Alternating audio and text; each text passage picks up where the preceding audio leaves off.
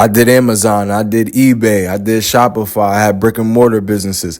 Follow me right now as my main objective every day is to try to make money from the stock market. I'm on the road to 3 Gotta know million. when to hold them, know when to fold them, and know when to walk away. You never count your blessings while you're sitting at the table, right? So, or count your money while you're sitting at the table, whatever, right? But so I'm gonna combine these two videos that one I made yesterday that I meant to make Sunday. Basically, it was just an overall outlook on the penny stock market, the overall market. So many Chinese names going and going and going. I didn't even check the world news to see what's going on in China, but who knows, right? It's always news if you're looking for it. It's always a story if you're looking for it. But what I did know was just price action wise, these Chinese stocks were going crazy last week, pretty much since the beginning of July, right? And when I look at my statements, I see that, almost every stock that I won big on was a Chinese stock or Singapore or a Singapore company or Malaysia, whatever, right? And I'm still going to pay attention. I posted, I'm going to attach to this video a quick live clip of my P&L that I put on the screen behind me. And basically, like, I didn't hit my daily goal. But you cried. There were tears that ran down my face, but I did not cry. I mean, that's crying. I would disagree. Daily goal, I was up 100, I was down 100, up 120, down. Like, nothing really breaking anything, right? But the point being, like I said in the beginning of the video, when you know when to stop, when you know when to push it, that's the best thing for you, right? Because like a day like today, I pushed it a little bit, but not really. I wouldn't really say, out of 10, I would say I pushed it to like a 5. And reason being, coming off of big wins, you can get cocky, right? You can get cocky. You can get too aggressive. So for me, I said, okay, well, if the sector momentum, these Chinese stocks, if they stop moving, I stop moving on them. Simple. I'm not going to look at all the companies that are putting out filings and putting out news and doing this and that are Chinese or Asian companies. I'm not going to do that because, first of all, that's going to take a research team of quant mathematicians, right, that get paid $1 million salaries, right? Like, I'm going to need so much time, resources, and time and resources, basically, right? In order to research all these companies just to trade them on the market the next day. Whereas though with me and how I like to strategize is, with some longer plays, I'll do that, right?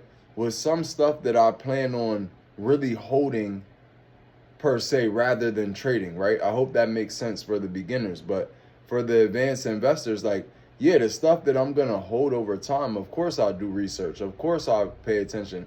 But something that I'm looking for more of the story, more of the trade, more of the capitalizing off of the move, right? What I want to do is react, not predict. You understand what I'm saying? You can kind of predict, like, let's say you have 5 stocks in your hand that you think is going to move and it's 8 o'clock in the morning. Out of those, you can kind of predict, right? All right, 2 of these are Chinese names. Let me put these on this screen. Like when I trade and really I'm at the setup, I have like 3 monitors. The one monitor I put more stocks on that I'm saying pretty much, hey, if it does this, I'm buying it, right? If it doesn't do this, I'm not buying it.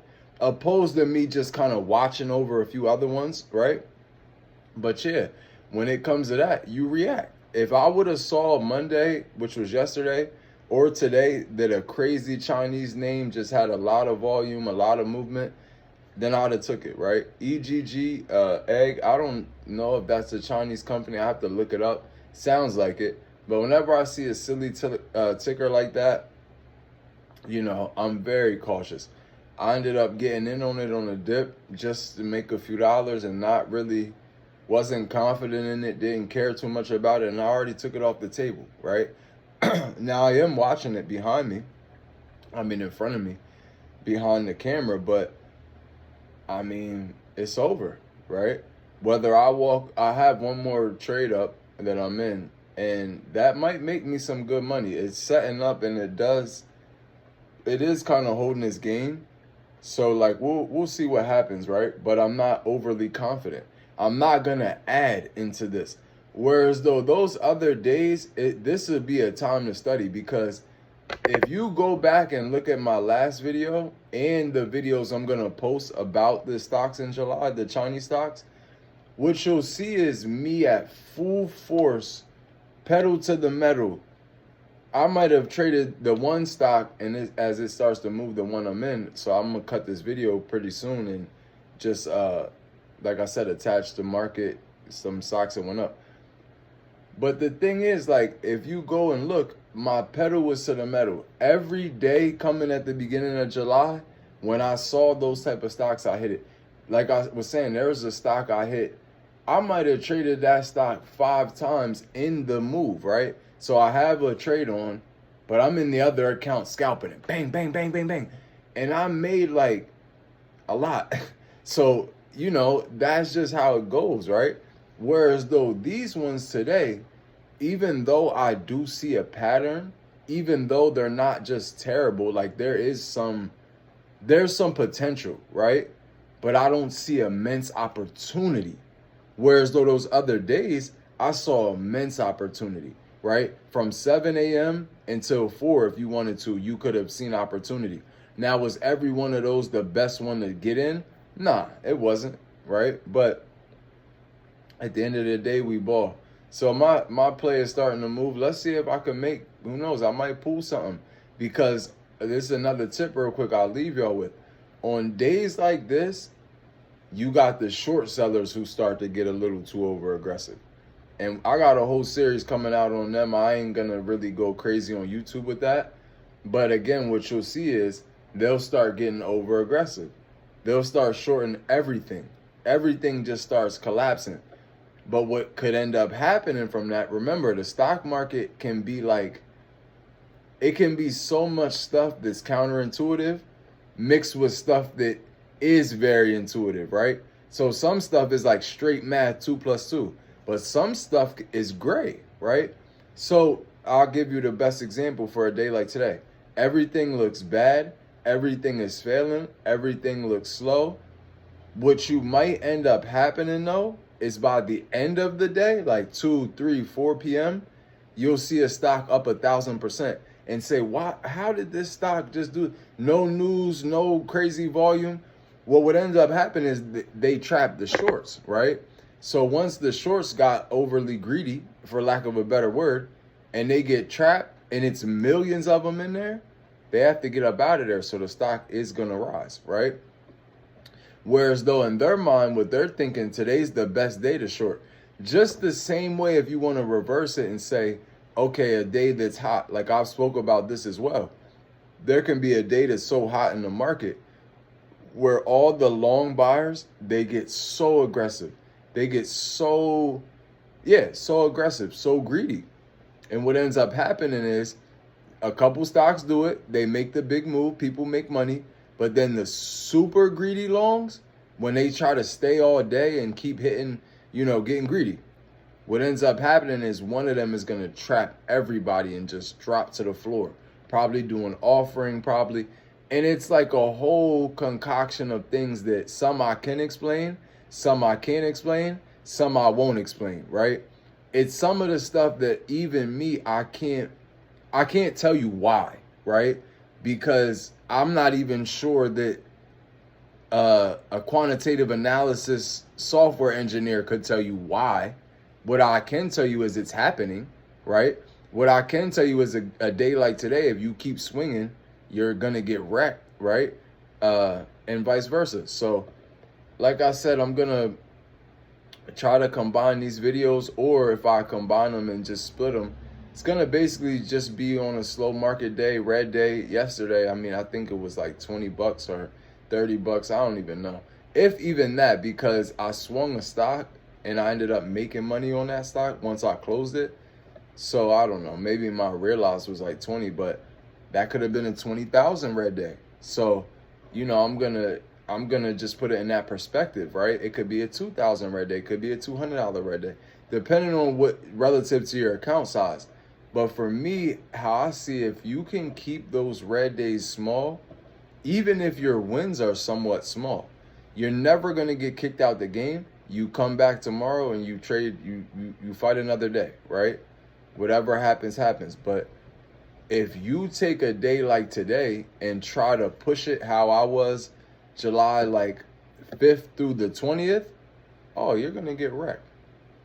I made another video, then I had remixed it and put it on TikTok saying that, like, if you think when these stocks are very giving, they can give so much profit, but they also can wipe you, right? If you're not in the right headspace, if you're not reading it maybe the right way, they can get you.